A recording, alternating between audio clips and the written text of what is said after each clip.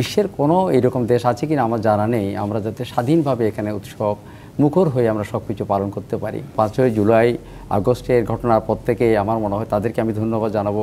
একটা নতুন বাংলাদেশের চেহারা আমাদেরকে করে দিয়েছে তারা। এবারের পূজা আপনাদের দৃষ্টিতে কেমন হলো সেই বিষয়ে জানাবেন। আগামী বছরের পূজা কিভাবে দেখতে চান? বাংলাদেশ তো একটা সাম্প্রদায়িক সম্প্রীতির দেশ। এই দেশের মাটি মানুষ আমরা যারা আছি আমরা সম্প্রীতির বন্ধনে কিন্তু আবদ্ধ। এই দেশ কিন্তু নানা দিকে আমাদের প্রভাব সৃষ্টি করে, চেতনার প্রভাব সৃষ্টি করে এবং ধর্মীয় উৎসবের ভিন্নতা এনে দেয়, বৈচিত্র্যতা এনে দেয়। বিশ্বের কোনো এরকম দেশ আছে কিনা আমার জানা নেই আমরা যাতে স্বাধীনভাবে এখানে উৎসব মুখর হয়ে আমরা সব কিছু পালন করতে পারি। সেরকম একটা মাতৃভূমি আমার বাংলাদেশ, জন্মভূমি বাংলাদেশ। আমি অভিনন্দন জানাই এই মাটি মানুষকে। তো আমি মনে করি যে বিশ্বের ভৌগোলিক সীমারেখা থেকে কিন্তু আমরা বাইরে নই। বিশ্বের যে বৈশ্বিক অবস্থাটা বর্তমানে সংঘাতময় অবস্থা, তার থেকে কিন্তু বাংলাদেশ তো বিচ্ছিন্ন নয়, বিচ্ছিন্ন দ্বীপ নয়। তো বিশ্বের মধ্যে পরাশক্তিগুলো এবং বড় বড় জায়গার মধ্যে যে আঘাত আনা হচ্ছে, যেখানে সভ্য দেশ, যেখানে শক্তির দেশ, বাংলাদেশ এর বাইরে নয়। কিন্তু তারপর আমি যেটা মনে করি বাংলাদেশের মধ্যে আমরা যে সাম্প্রদায়িক অসাম্প্রদায়িক চেতনা নিয়ে যে সৌহার্দ্যপূর্ণভাবে যে সহাবস্থান করে আমরা সব ধর্মগুলো যে স্বাধীনভাবে করছি, এটা আমাদের জন্য আমার মনে হয় একটা চমৎকার দৃষ্টান্ত বিশ্বের জন্যে।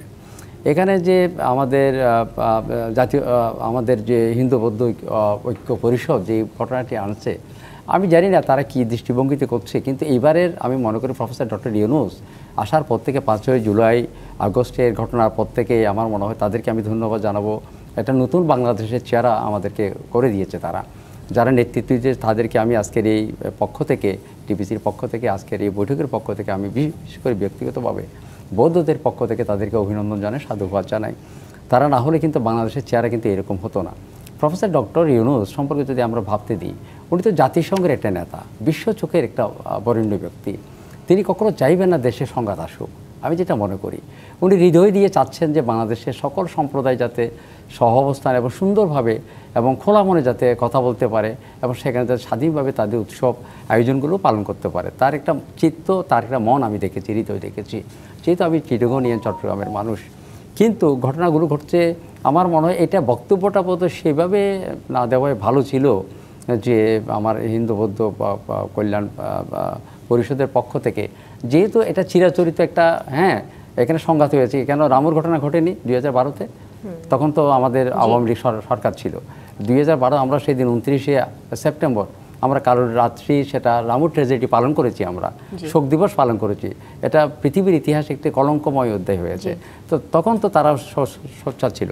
আমি সেটা বলতে চাই এটাই যে আজকে আমরা সবাই চাচ্ছি দেশের সকল ধর্মের, 4টা ধর্মের প্রধান এবং এর বাইরেও কিন্তু অনেক আমাদের অনেক ধর্মগুলো আছে, অবস্থান আছে। আমরা সবাই চাচ্ছি যে এই সময়ের মধ্যে কিন্তু এটা অনেক কমে আমাদের সবাই কিন্তু আমরা স্বতঃস্ফূর্তভাবে আমরা কাজগুলো অর্থাৎ আমাদের উৎসবগুলো পালন করতে যাচ্ছি।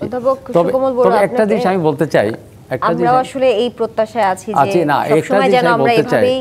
তবে এখানে আমি একটা জিনিস বলতে চাই, আমি একটা কথা বলতে চাই। যেমন ধরেন আমি জাতীয়তাবাদী শক্তির একজন, আমাদের তারেক সাহেব, একটি চেয়ারম্যান মতো তারেক সাহেব চাচ্ছে রাষ্ট্র সবার, কিন্তু ধর্ম যার যার, রাষ্ট্র সবার।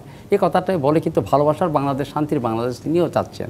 আমাদের পক্ষ থেকে আমরা আমাদের মির্জা ফখরুল ইসলাম আলমগীর, তিনি জাতিসংঘে গিয়েছে, তিনি সেখানে বলছে প্রফেসর ইউনূসের কিছুকে সমর্থন করেছেন তিনি। আমরা সব দিক থেকে আমার মনে একটা সুন্দর পরিবেশ সৃষ্টি করার জন্য প্রয়ত্ন নিয়েছি।